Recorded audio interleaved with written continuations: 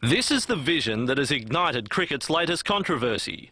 Sachin Tendulkar shown running his fingers along the seam of the ball on day 3 of the second test against South Africa.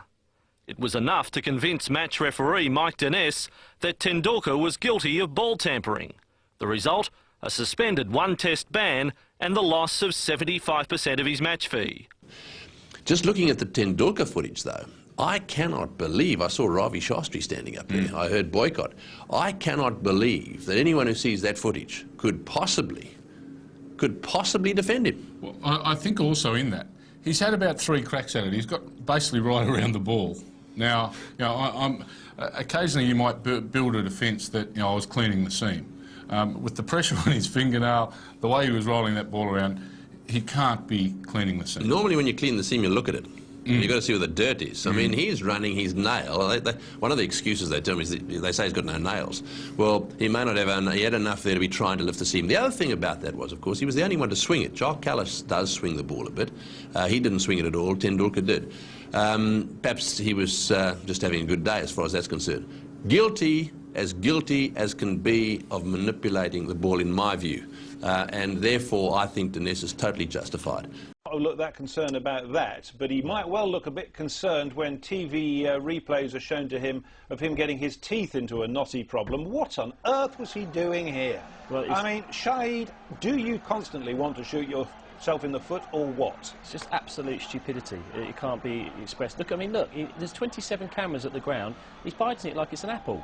I mean, if you're hungry, go and get some food from the canteen. Don't look, what is he doing? That's just stupidity. He continues to court controversy.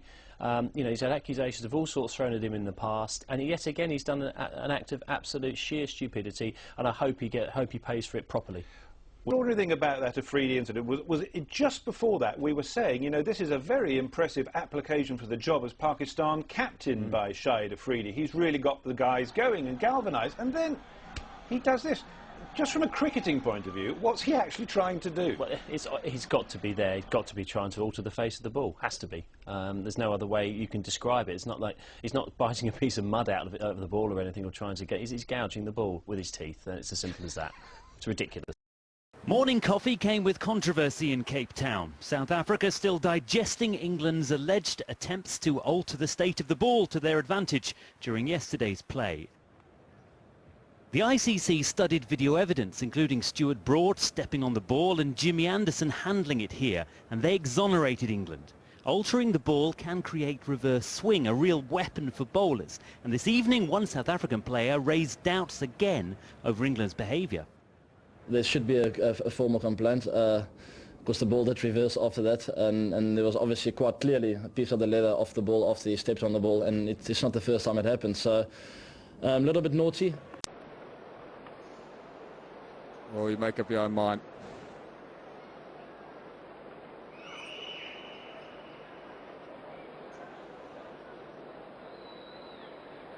The issue there is that zip. That's the problem.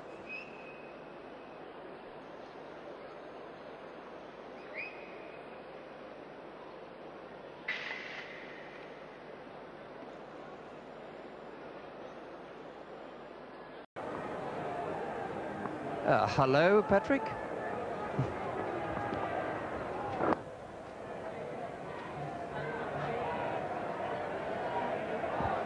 It's interesting, 4 for 232.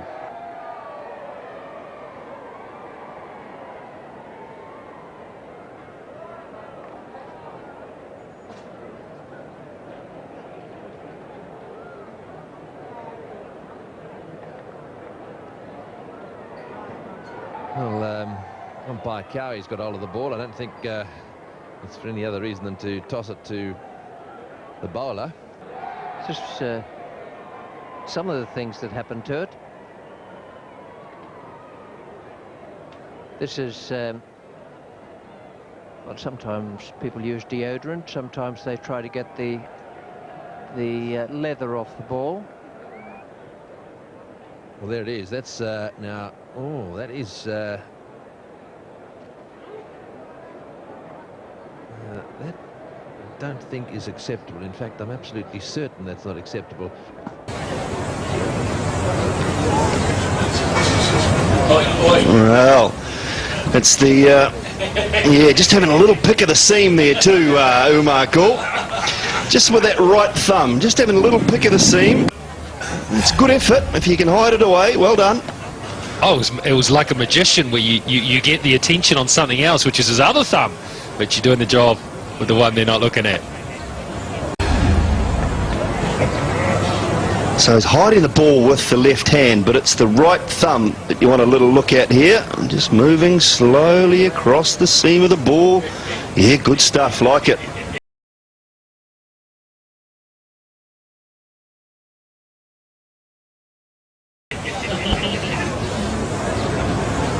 That's a skill in itself too, Dooley.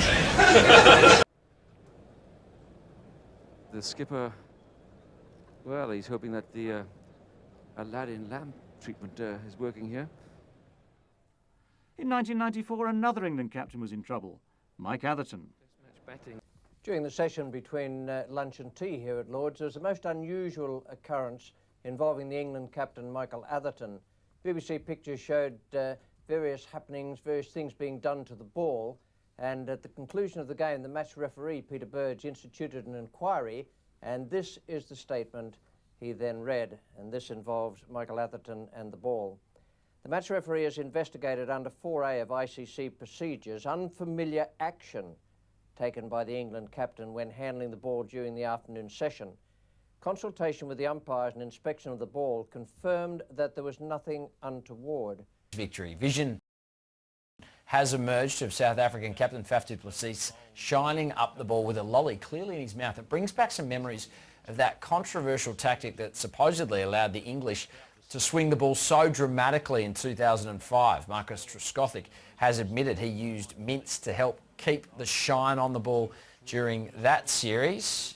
When the ball was changed here at Lord's 2 years ago now, whenever it was, a lot of the problem there was the fact that no one was prepared to admit why the ball had been changed. We had to make educated guesses, and by and large those educated guesses were absolutely right because of the circumstances. But because no one actually admitted that, then a lot of money was wasted taking cases to court. How much money gets spent there? Immense amounts of money. And where does that money go? It goes into lawyers' pockets. That's a complete waste of the system and a waste of money. Now, had we had Lords prepared to admit, the authorities in general prepared to admit that something had happened under that regulation, the ball had been changed, and therefore the Pakistanis had been slapped on the hands as naughty boys, okay, we could accept the situation. We wouldn't have had to victimise anyone. We wouldn't have had to accuse anyone or suggest accusations to anyone.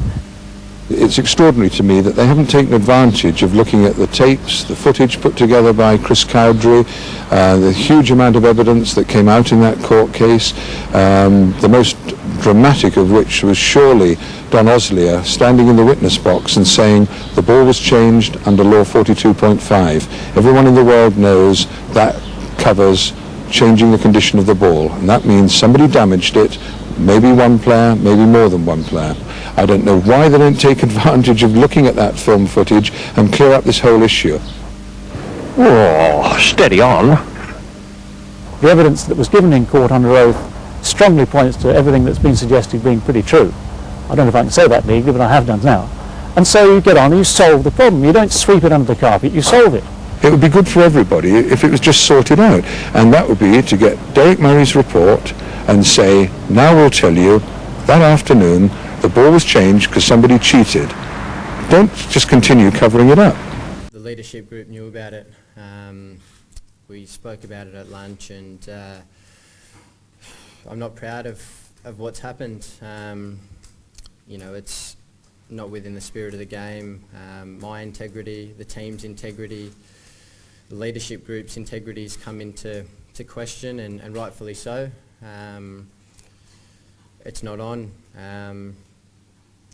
It's certainly not on, and it won't happen again. I can promise you that under my leadership.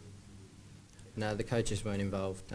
It was purely the players and the leadership group that came up with this, and as I said, it's not on, and I can promise you it won't happen again. No, I won't be considering stepping down. I still think I'm the right person for the job. Obviously today was a big mistake on my behalf and on the leadership group's behalf as well. but I take responsibility as the captain. I need to take control of the ship, but you know, this is certainly something I'm not proud of. It's something that I can hope learn from and come back strong from.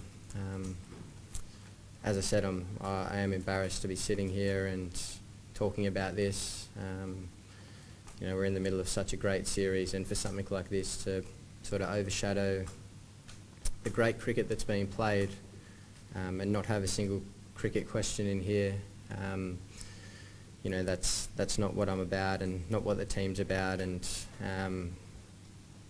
you know, we'll move past this. It's a big error in judgment, but we'll learn from it and move past it.